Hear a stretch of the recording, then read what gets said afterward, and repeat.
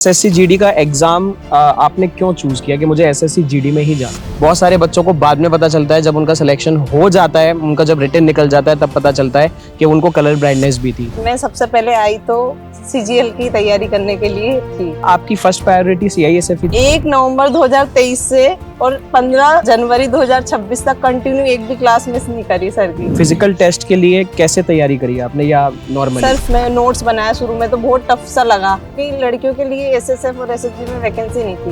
MP police का constable का form डाला तो उसमें थोड़े अच्छे मार्क्स थे, तो मैं सीजीएल का एग्जाम भी नहीं दे पा रही थी।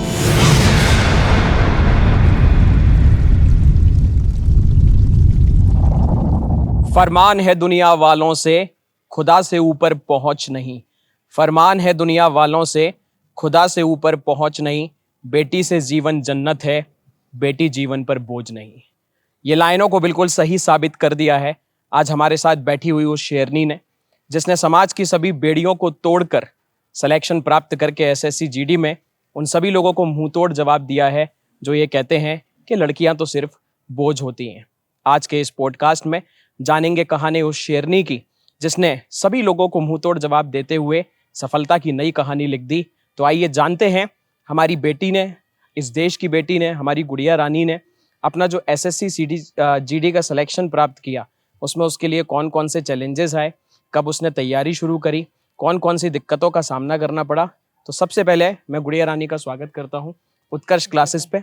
और सबसे पहले मैं ये जानना चाहूँगा बेटा कि आप अपने बारे में छोटा सा कोई इंट्रोडक्शन दीजिए। मेरा नाम शीतल शर्मा है, मैं मध्य प्रदेश श्योपुर जिले की रहने वाली हूँ और मैंने उत्कर्ष क्लासेस से अपनी कुमार गौरव सर के साथ बहुत सारी जर्नी तय करी है और उसके बाद मैं यहाँ पे पहुँची हूँ।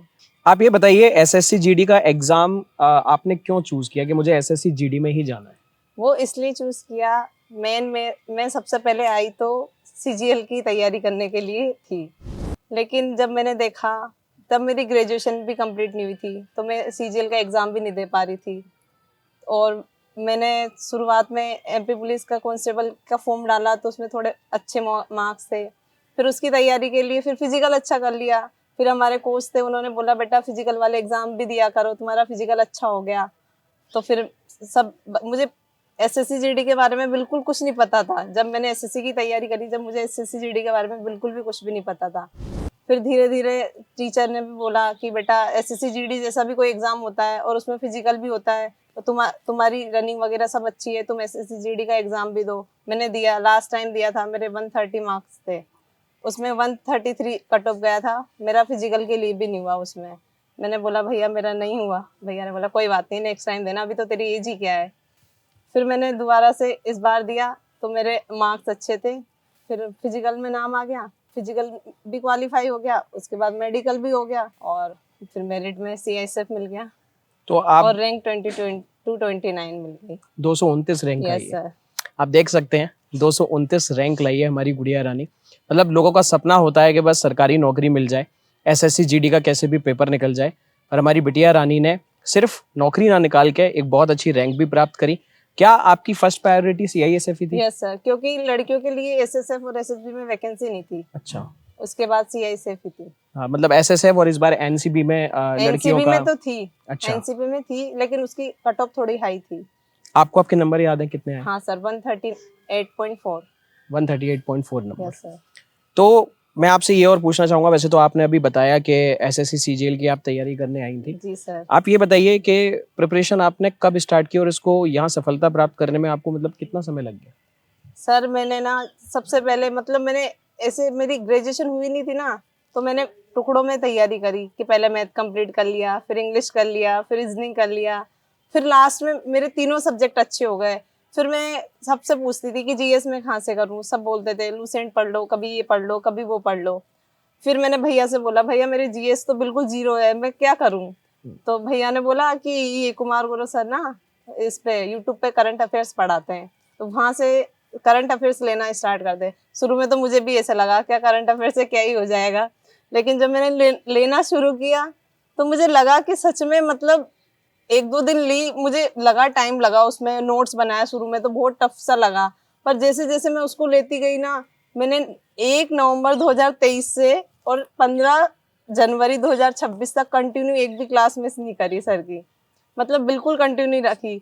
और तो ना मतलब उसमें एक तो कंटेंट बहुत अच्छा है सर की क्लास में, और दूसरा कंटेंट तो कहीं से भी ले लोगे आप, लेकिन लर्निंग पावर ना, सर की जो लर्निंग पावर है लर्न करवाने की, वो सच में बहुत अच्छी है। सर ने जो पढ़ाते हैं ना सर, बिल्कुल साथ साथ में पूरा याद करवा देते हैं। फिर मैंने सर का ब्रह्मास्त्र 2.0 बेच लिया, पूरे नोट्स बनाए, पूरा प्रॉपर ए टू जेड। मैंने लाइव क्लास नहीं ली बिल्कुल उसमें, लेकिन मैंने ए टू जेड, ऐसा फील होता था मैं जब भी पढ़ती थी तब कि बिल्कुल सर मेरे आगे खड़े होकर मुझे पढ़ा रहे हैं, बिल्कुल ऐसे प्रॉपर नोट्स वगैरह सब कुछ कंप्लीट बना लिए। तो मतलब हम ये कह सकते हैं कि 2023 के अंत से आपने तैयारी शुरू जी करी सर, जी सर। और 2026 के शुरुआत में मतलब जी आपके सर। पास खुशखबरी आई गई है। तो हम कह सकते हैं कि 2 साल में हमारी गुड़िया रानी ने ये सिलेक्शन प्राप्त किया, और मेरे को भी ऐसा ही लगता है कि अगर आप अच्छी तैयारी कर रहे हैं तो 1 से 1.5 साल में आपका कहीं ना कहीं सिलेक्शन हो ही जाएगा।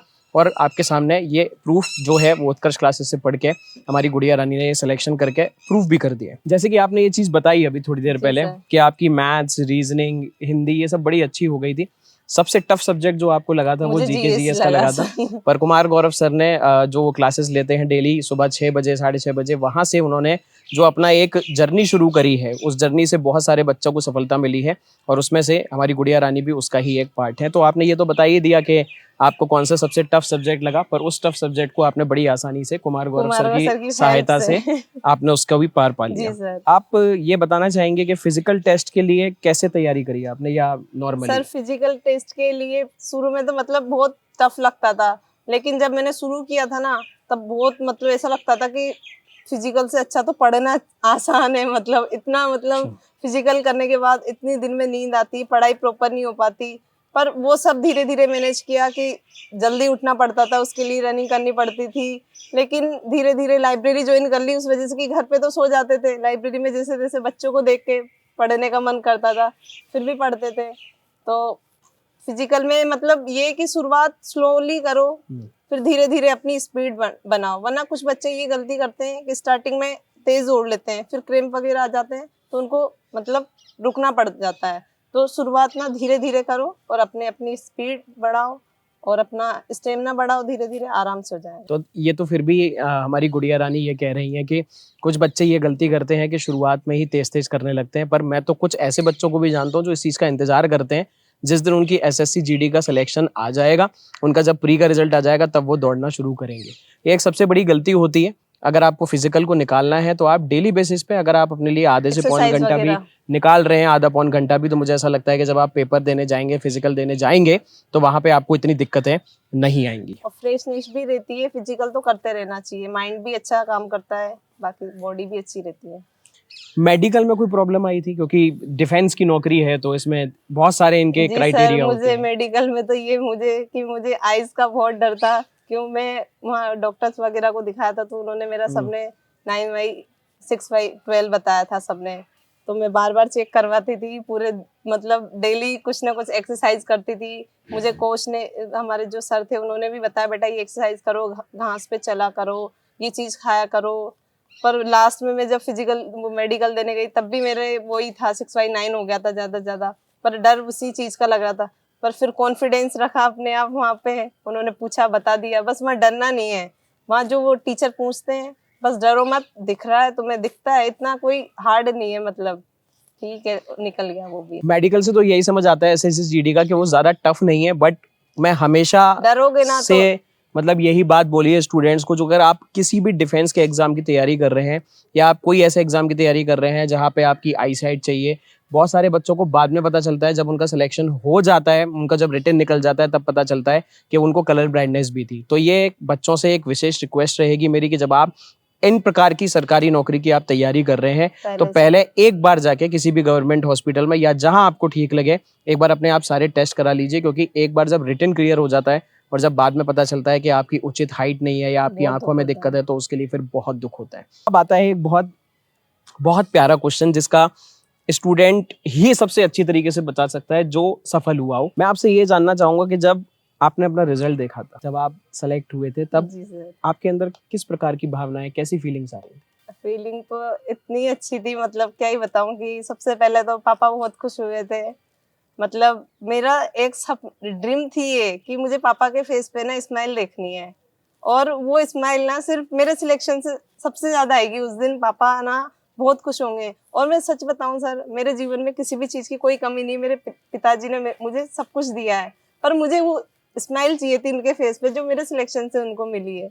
तो पापा बहुत खुश हुए। और सोसाइटी में घर से बाहर निकलो तो पापा से सब पूछते हैं आपकी बेटी का हुआ है, आपकी बेटी का हुआ है। मैं निकलूं तो बेटा आपका हुआ है। मैंने कहा बहुत खुशी होती है ये इस आप चीज़ फीलिंग की। देख सकते हैं कि हमारी गुड़िया रानी जब ये फीलिंग बता रही है तो उसकी मैंने आंखों में अभी अभी आंसू भी देखे हैं। तो सोचो ये फीलिंग कितनी अच्छी होती है, कितनी प्यारी होती है जब आप इतने टाइम की मेहनत करके 2 ढाई 3 साल की मेहनत करके जब आप सिलेक्शन प्राप्त करते हैं। और सबसे बड़ी बात, क्योंकि बहुत सारे स्टूडेंट्स सिर्फ अपने लिए तैयारी नहीं करते, बहुत सारे स्टूडेंट्स अपने माँ के लिए, अपने पिता के लिए, अपने परिवार की दिक्कतों के लिए। देखो हम सब करोड़पति खानदान की औलाद नहीं होते जो बच्चे सरकारी नौकरी की तैयारी करने आते हैं। सबकी लाइफ में कोई ना कुछ दिक्कतें होती हैं, कोई फाइनेंशियली वीक होते हैं, किसी के पास किसी ना किसी चीज़ की कमी होती है। तो जब ये वाला सिलेक्शन, ये जब रिजल्ट आपके सामने आता है तो सबसे बड़ी खुशी होती है। और बच्ची ने कितनी अच्छी चीज़ बोली कि मुझे ये नौकरी जो चाहिए थी, रिजल्ट आया, मुझे खुद की भी खुशी थी, पर मुझे अपने पापा के लिए बहुत कुछ करना था, क्योंकि इनके पापा ने कभी भी इनके लिए कोई कमी महसूस नहीं होने दी।